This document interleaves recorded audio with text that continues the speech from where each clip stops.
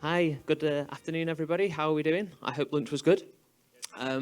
Just got some housekeeping to do before we kick the session off. This year, we're doing things a little bit differently when it comes to Q&A. So if you've got any questions that you want to ask, then open up the JNUC app and go to the question and answer section. Find this session and ask all your questions there. For people that are also viewing this via the stream, you can ask questions directly from your streaming window, the session window that you're looking at as well there. So this is all the session delivered by Tice, and that's what you've come to see. So I'm not going to say much more other than happy threat hunting, and let's welcome Tice.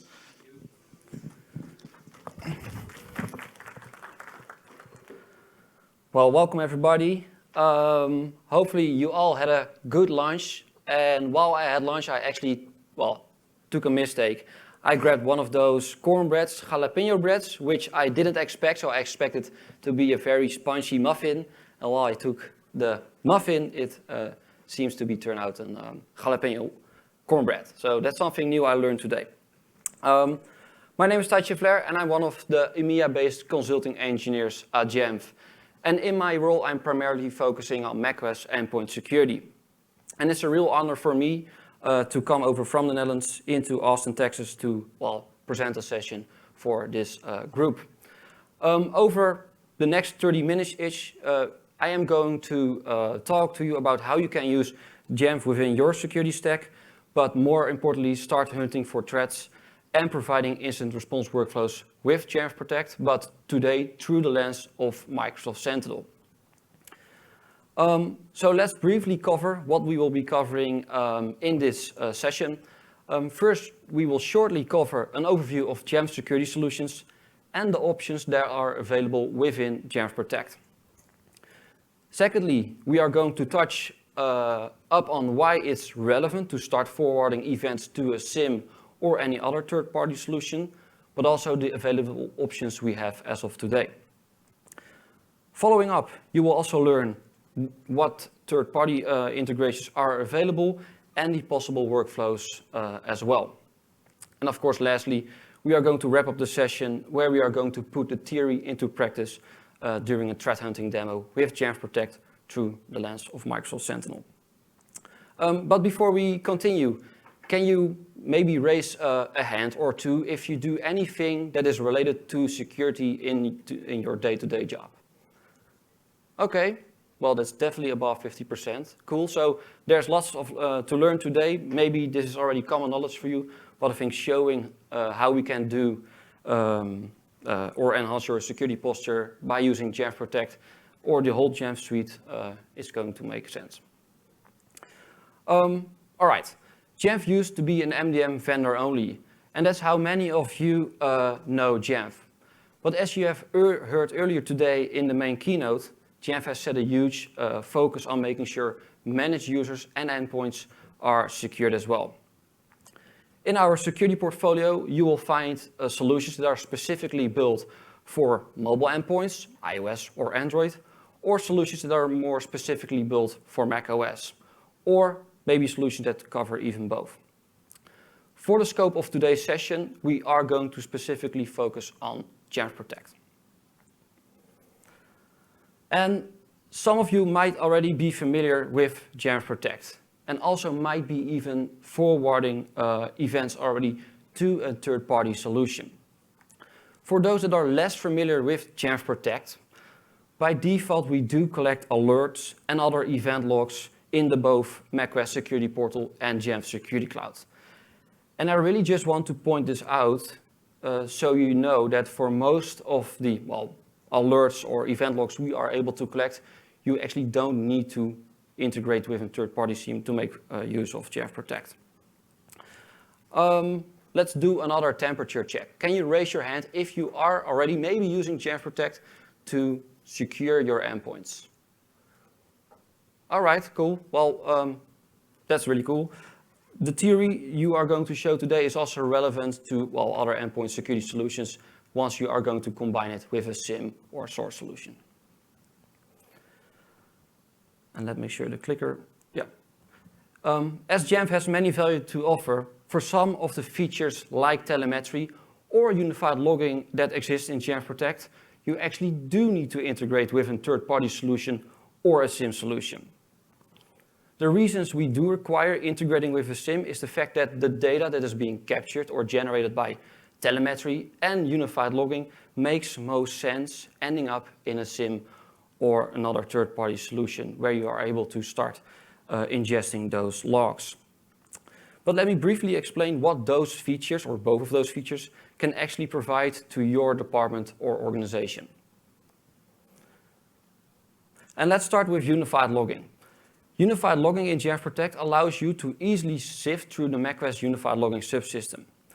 And by creating predicate-based filters, matched events will be available once forwarded to your SIEM for further use and inspection. Examples shown on the screen will capture field authentication events using Touch ID, the results of an X-Protect remediator scan, or specific event messages from third-party applications like the SAP Privileges app, making you as a security admin aware when a user got elevated to an admin user or maybe potentially got demoted to a standard user. More and more system or user level activities are written to the unified logging subsystem, and also third-party vendors are even embracing it more than ever.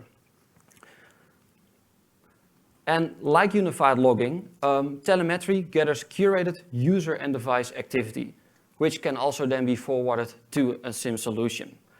These events can contain system performance metrics, collecting JNUC, crash or log files, but more importantly, gathering curated user and device activity from macOS endpoints, containing the data you or your security teams potentially need.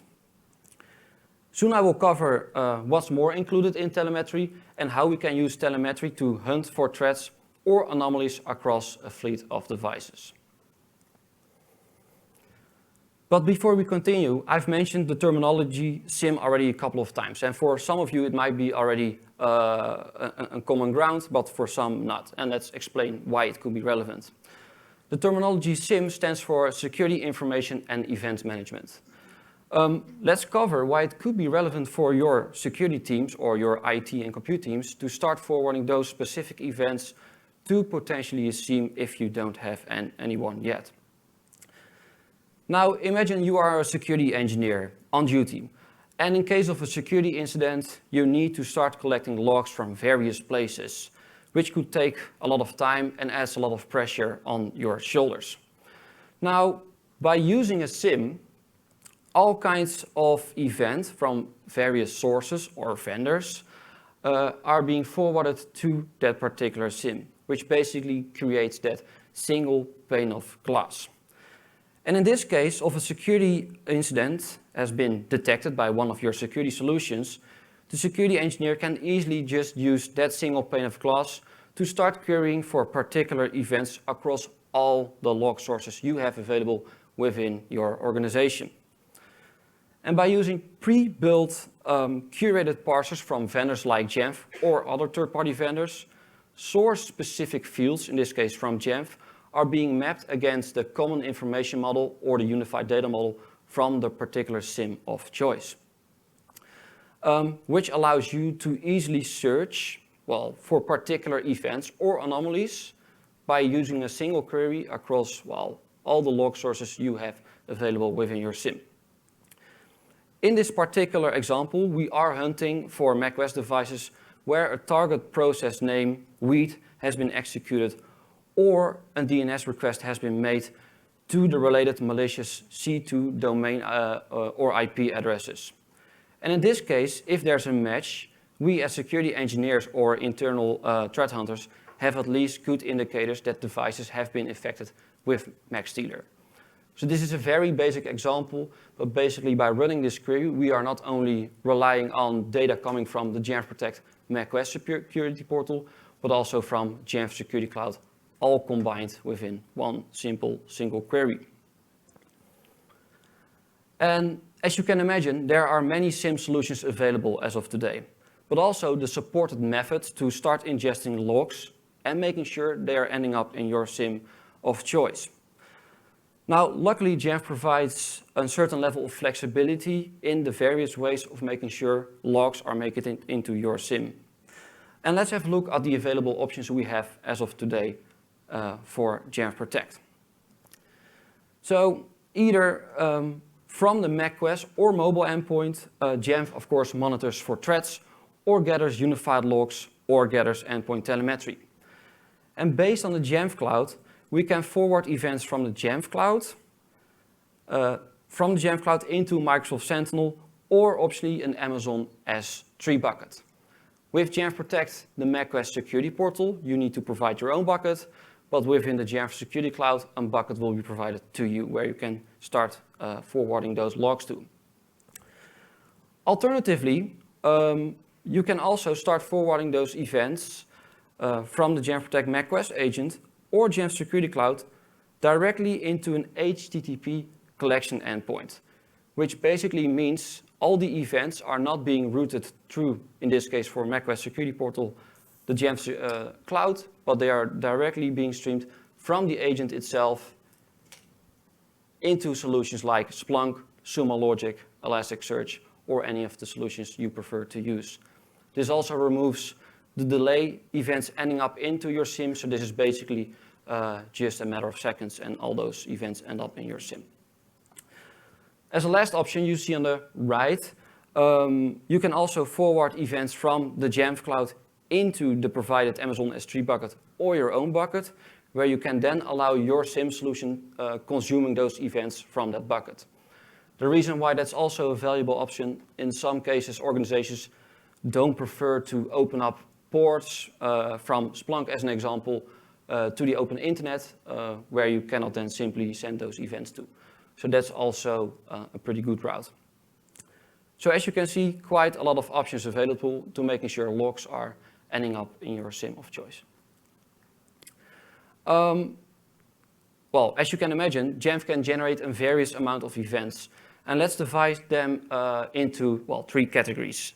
And at first, we have the category alerts, which could contain detection and prevention of known threats using our threat prevention feature, monitoring and reporting on gatekeeper and X-Protect events, so giving you visibility into the built-in security tools provided by Apple on macOS, and behavioral-based detections using our analytic feature.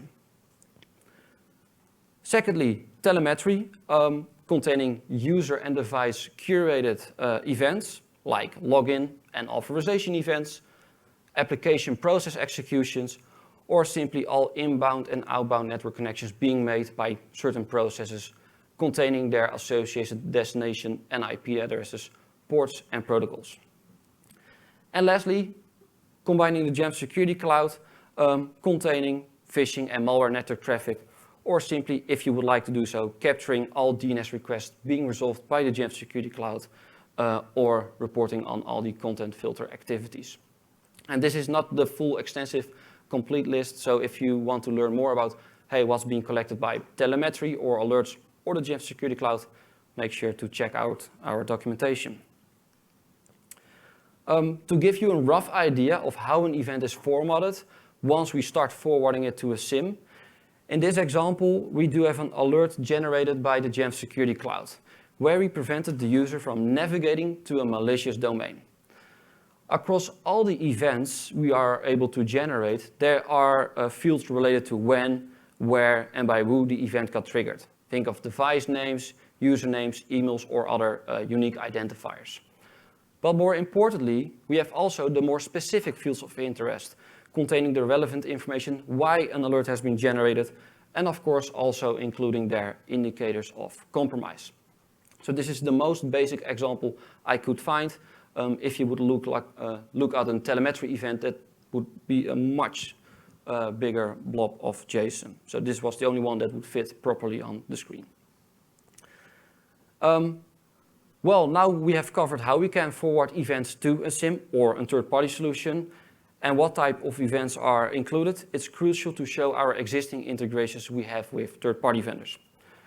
At first, I would like to introduce our initial first solution integration built and maintained by Jamf, which is Jamf Protect for Microsoft Sentinel. This solution can be installed via the Azure Marketplace or the Microsoft Sentinel Content Hub, which is the built-in store within Microsoft Sentinel. And by installing this solution, you will get access to curated workbooks, analytic rules, and a data connector, and the parser as well. And other relevant updates are following soon.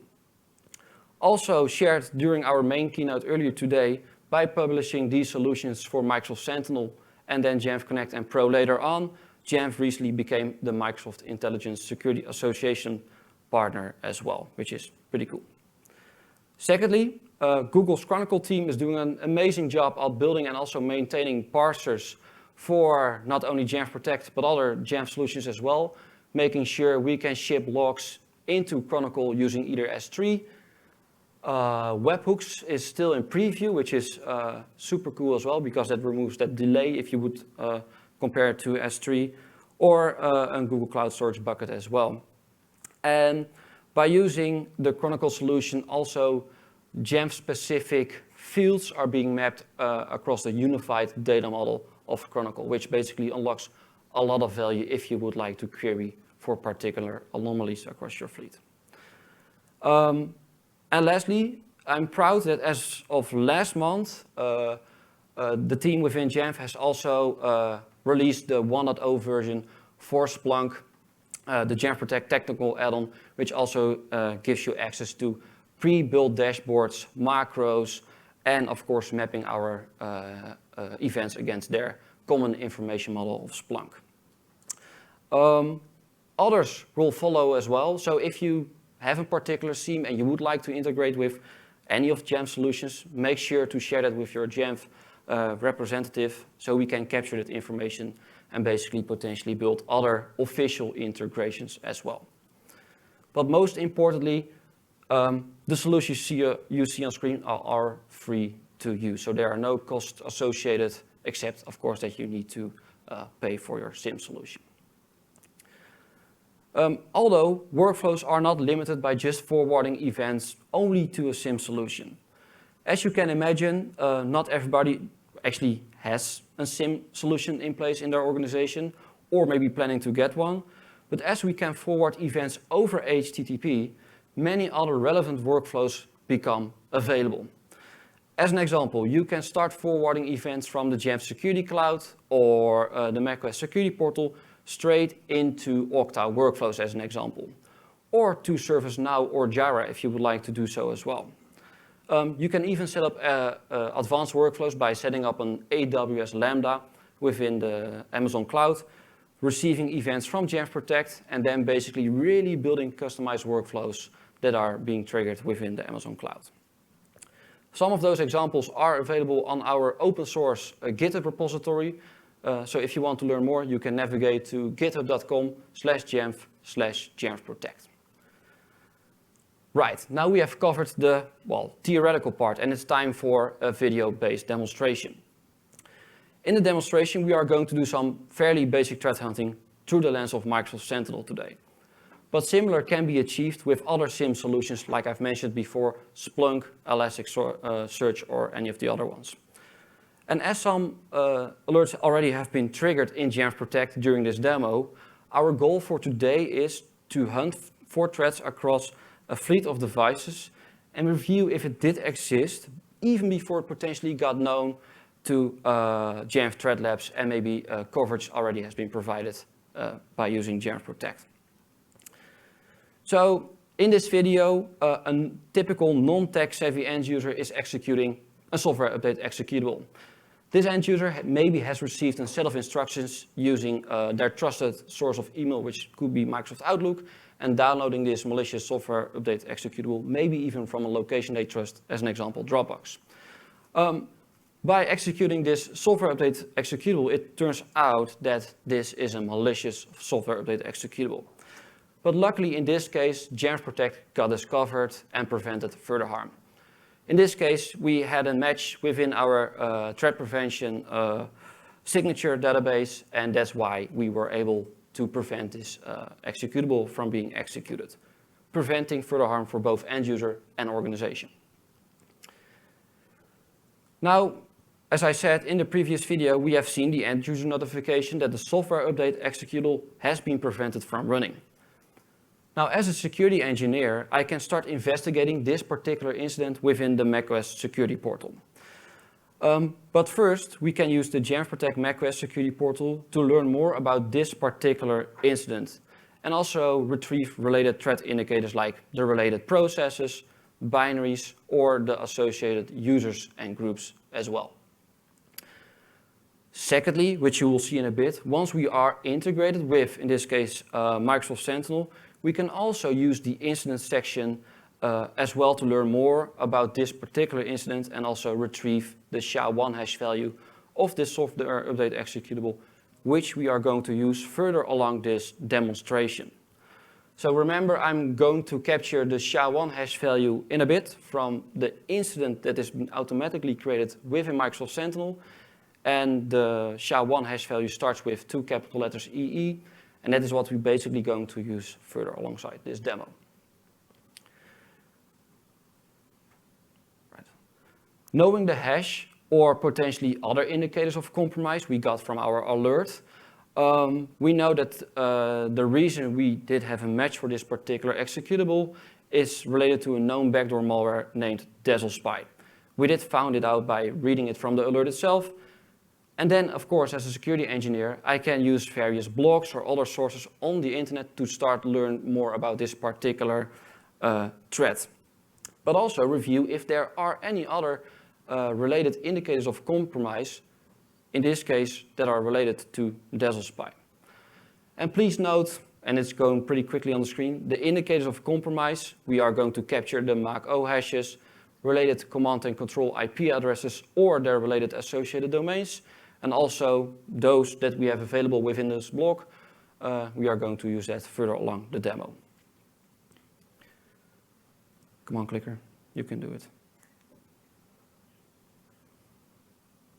Oh, there it goes. Yeah. All right, let's start threat hunting to discover if one of our devices got infected with DazzleSpy. In this case, before it got known, it was marked as known malware. Maybe one more click. Yeah, there we go. In this case, we are going to query the SHA-1 hash value we retrieved from our initial alert or the resources we used during our investigation. Once we are going to run this query within Microsoft Sentinel, you will notice that we just need to put in, I want to query Jamf-Protect, where target process SHA-1 contains or has the particular value we captured from the initial alert. Now we are going to run this query within the time range of 24 hours, and it will return back 8 results. So what I will do, I will sort them from most recent on the top, where the oldest one is on the bottom. And by clicking twice, I see that other transitions already came up, but that's no problem. The oldest event on the bottom shows us that there was a successful process creation on a particular timestamp, which in this case is also the oldest event. So there was a successful process creation or execution from this particular software update executable. Then secondly, informational alerts coming from Jamf-Protect, 2 alerts basically, are informing us that launch agents were loaded onto the system, and I made it blue because it's basically an informational alert. But a second alert got created by Jamf-Protect, informing us that a highly suspicious launch agent has been loaded onto the system. And the reason we mark it as highly suspicious is because Jamf-Protect is able to monitor the agents or daemons being loaded onto the system, and is basically checking if the executable we are going to execute has been signed, in this case, by Apple. In this case, that's not the case, and that's why we have that secondary medium or high severity alert as well. Then also, once the agent got loaded onto the system, the software update executable got executed, and from the moment on it starts executing it, it's also generating network traffic to related command and control IPs in this case. So we already do see a pretty nice timeline on, hey, what's happening? And then of course, the most recent alert is another client where we actually prevented the executable from running because, and this is purely for demonstration purposes, 10 minutes later it got recognized by Jamf-Protect and coverage was provided. So a more visual recap of what we currently know and have discovered. On computer 1, the end user executed the software update executable, which in this case got prevented by Jamf-Protect on 10:50 a.m. in the morning. So no further harm. Secondly, on computer 2, which we are going to use in this demo as well, another end user will maybe receive the same set of update instructions from maybe a disgruntled employee, but at the time of execution, it was still not known to maybe Jamf-Protect or other security researchers. The process execution happened successfully, and the launch agent that got loaded onto the system then actually executed the binary, which then again generated that network traffic to hard-coded C2 IPs or associated domains. And let's start investigating those events in a little bit more detail. The most recent event shows that the process is prevented from executed. The alert we are able to review here within the query section is basically almost identical to the data we have available within the alert section itself in the macOS security portal. Also, we do see why there's a match reason, and we display that the match reason in this case is DazzleSpy. Other relevant information is also available, like the fact that the executable is not code signed at all. The match reason affected the host and the user. So this is already giving us pretty good amount of information within our SIEM solution. But more importantly, let's review the event where the software update executable has been successfully executed and potentially not prevented as it was still unknown during time of execution. Within this particular event, we can also see from which file path the file has been executed and which target username was involved, like which user did execute this executable. This shows that most likely the user has been guided to download the malicious executable and execute it from within the downloads folder. And usually a software update binary should not live in the downloads folder. So this is already another good set of information which we can review and capture as a security engineer. And also triggering some alarm bells like, hey, this normally should not be triggered from this particular location. Also, a commonly used persistence technique is creating and loading launch agents or daemons onto the system to actually also keep hold onto the system, even after the user signing out and back in again or rebooting his or her Mac. With Jamf-Protect Analytics, we are able to keep track of the agents or daemons being loaded onto the system, or even optionally the ones that are being unloaded. So if you want to monitor launch daemons or agents that are being unloaded, you can do that optionally as well with Jamf-Protect. This informational event shows us that launch agents are being created onto the system and executing the software update executable. And remember, we used that Jamf Threat Labs blog or optionally the other resources we gathered using the internet. These resources were also giving us the other indicators of compromise, including the command and control IP addresses. And as you see, the software update process, which in this case successfully has been executed, is also generating network traffic to those related IP addresses that we also discovered by reading, in this case, the Jamf Threat Labs blog. So that's another indicator of compromise that something bad is happening. And in this case, the process launch D is responsible for loading the process from within the hidden folder .local in the user's home folder. So basically, by executing the software update executable, a lot of other binaries and files are being hidden in a folder in the user's home folder to making sure it always keeps running by loading the launch agent.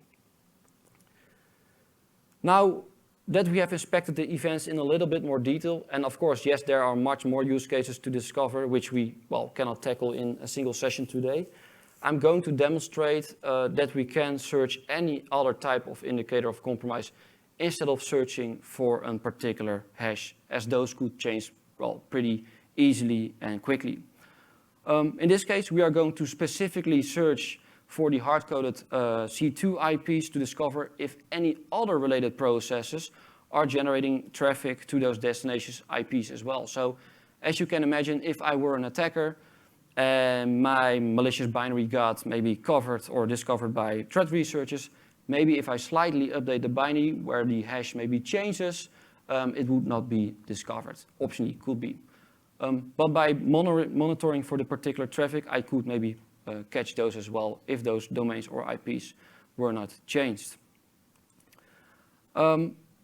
Alternatively, we can also search for the associated target file paths to review if particular processes were spawned from a particular location, or search for particular file system events as well. So, of course, in this case, we know that DesSpy uses this particular launch agent in this folder or directory, and we can also start searching for that as well. Now we have covered the threat hunting part. It's also time to look at the incident response with Jamf-Protect, and in this case through the lens of Microsoft Sentinel. The reason why we take a look at this part as well is that in some cases security teams that you might want or that you are working together with don't either directly have access to the macOS security portal or Jamf Security Cloud, or they simply will or cannot use the security portal. So imagine you are working from within the Microsoft Sentinel incident section, and you are updating the status of the incident within Microsoft Sentinel to reflect that back to Jamf-Protect. You can easily achieve that within the Jamf Security Cloud, macOS Security Portal, and Microsoft Sentinel. So using pre-built playbooks that you get access to by installing the solution, you are able to basically work from within the incident section. And while we are going to update the incident within Microsoft Sentinel, what is basically going to happen once we change this back from status active to in progress, it will reflect that back to the macOS Security Portal, making sure both alerts and incidents are having the equal status across both solutions. So that's a pretty nice way to making sure, hey, I want to make use of the incident section, and I also want to make sure the alerts within the macOS Security Portal are having the same status as well. Also, it might be the case that security teams working in Sentinel do not have access to Jamf Pro in this case. And also using those pre-built playbooks, you can allow your security teams or engineers to set out some actions using the Jamf Pro API. In this case, what we are going to do, we are going to trigger a playbook in case of a certain, high severity event, where we basically want to send a lock device MDM command. So within Microsoft Sentinel, we are able, as a security engineer, to hit that button, and basically within a matter of seconds over the MDM protocol, the device will receive an MDM command, locking the device with a randomized 6-digit passcode. This 6-digit passcode is being written back to the Microsoft Sentinel incident comments, so we basically automatically generate the 6-digit passcode, which you can later on, of course, use to unlock the device at the moment you maybe got possession of the device and it's maybe isolated from a particular network. This is just an example workflow demonstration. What's possible by combining Jamf-Protect with your SIEM or source solution, which will also, of course, unlock extremely a lot of value. And lastly, once we maybe have fixed or resolved the incident, of course, as you can imagine, once we reflect back the status from within the Microsoft Sentinel incident section, we can optionally also give a reason why we are closing the incident and also a comment or a message. Once we hit apply, again, the status will be reflected back to Jamf-Protect macOS Security Portal. This is a request we have seen from multiple customers like, hey, I would like my security engineers to work from within their SIEM, but how can we basically keep those alerts having the same status within both Jamf-Protect and their SIEM of choice? Well, all of that is definitely possible. But wait, there is more. By installing, in this case, the solution, even more value will be unlocked. And let's have a sneak peek at what's more available. By installing the solution, you will also get access to pre-configured curated workbooks or dashboards, however you call it. But within Microsoft Sentinel, it's called workbooks. This workbook provides you some basic threat hunting dashboards where you can navigate through to search for particular alerts or hashes or review alerts from a particular host if you would like to do so. Many other graphs and visuals to represent the security posture of your managed macOS and mobile devices, but also containing the Jamf-protect unified logging and telemetry data.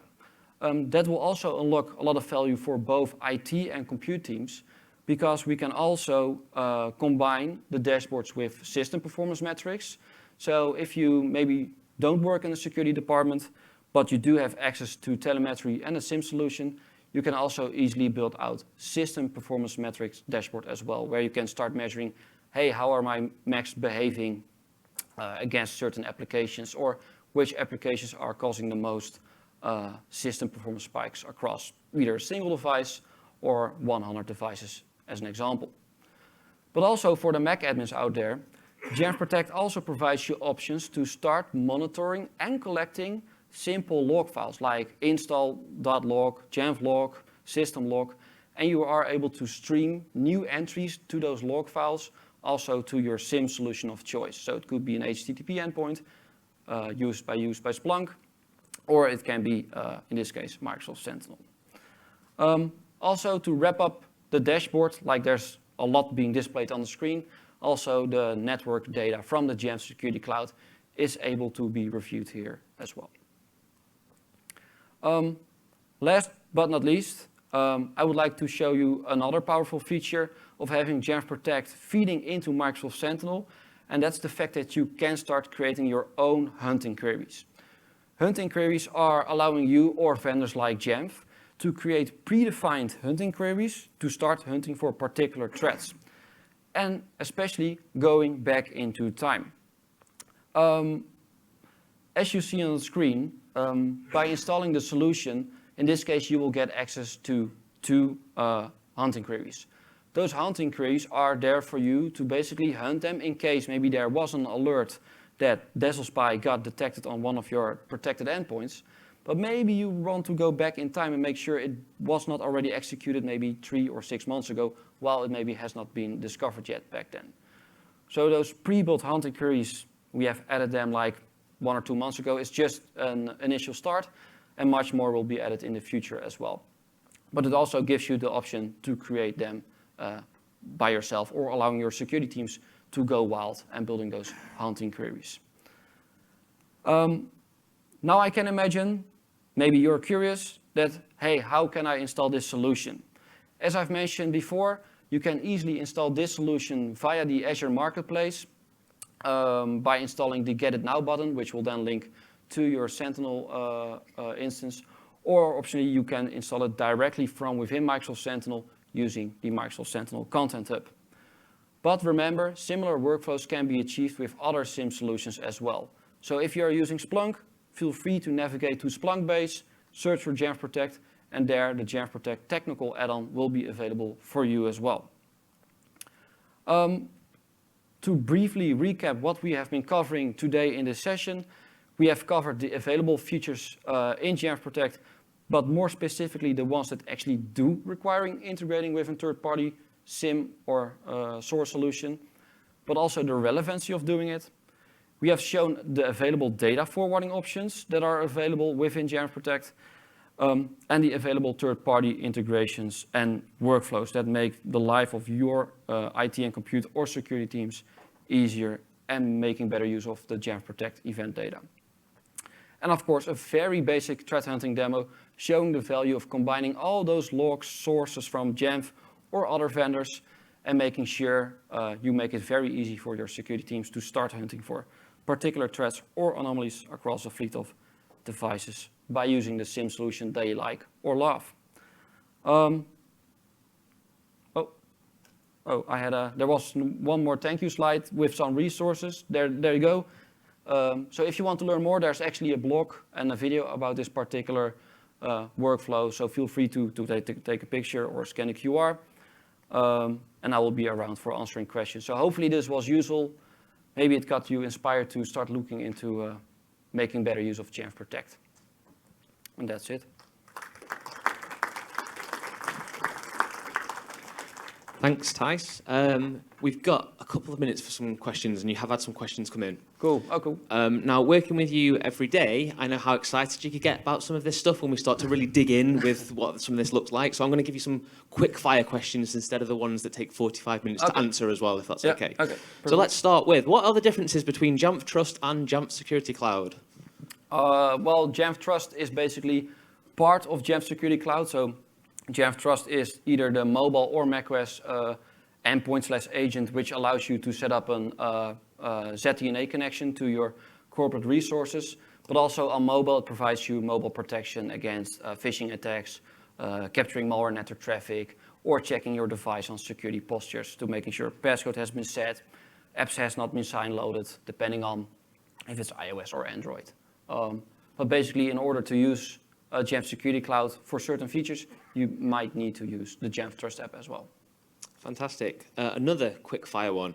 What is the difference between Jamf Threat Defense and Jamf Executive Threat Prevention? Ooh, wow. Okay, so between both tools, there is a little bit of overlap between Jamf Executive Threat Protection or using Jamf Trust by using the Jamf Security Cloud.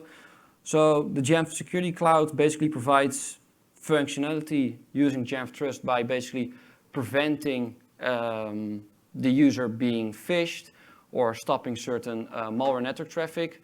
So basically providing that response in case a certain incident happens, where Jamf Executive Threat Protection is really providing you deep analysis of a certain device when something suspicious happens. So that's basically more a post-incident tool where you can really scan certain devices, iOS or Android, on how device is behaving or if any anomalies has been detected. Okay, we'll do one more before we wrap up here. Which Jamf Protect feature is able to trigger an alert based on a potential malicious system activity on a Mac?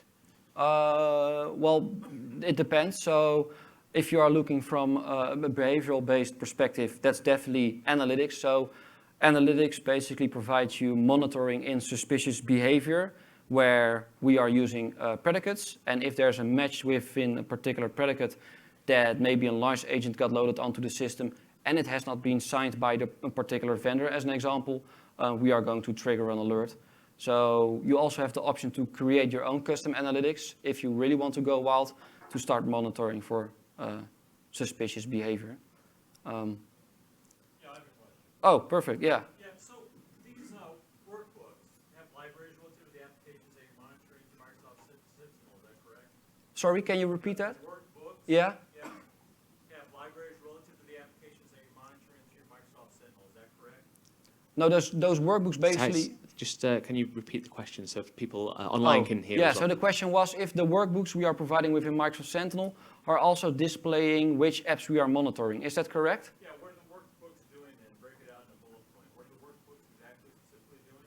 So the workbooks that you get access to by installing the solution, basically providing you with a pre-built curated dashboard workbook where you can review all the alerts that have been triggered in the past 24 hours or the time range you set. You can start searching for particular hashes or other indicators of compromise, but you also have review into endpoint telemetry. As an example visualization within the workbook is, hey, show me all process executions from all my devices and count them from most rare to less rare. And then you can start reviewing, hey, I have 500 Macs in my fleet, and only 5 of them are running these executions or processes. I might want to look into this, like why are those devices running those processes? Is it only scanning for malevolent apps relative to Apple, or also including WinOS and other operating systems? Great question. I'm sure we've got other questions as well. I'm really conscious of the time. We're on a time today. I know we started late this morning, but let's see if we can get back on time. Tice, because there'll be people online that are watching also, which might have questions, or will probably have questions when they have to think about it, and obviously you've got people in the room that still want to question you. Yep. How can we reach out to you, whether it's here, whether it's after the fact? I will be here around, and tomorrow there will be some brain dates where you can also join if you would like to do so. Anybody online, Max, the admin Slack Oh, or Mac admin Slack, LinkedIn? search Or for Tasha Flare, you will find me, or just reach out to one of the GMs and they will also find a path to navigate to either myself or one of my US-based counterparts, Alan or Matthew. But there are many experts around this topic at Jamf. So, but I will Fantastic. come back to your question. Thanks, when I'm ready. Tice. That's great. Thank you, everybody. And right. let's give Tice one more round of applause. Thank you.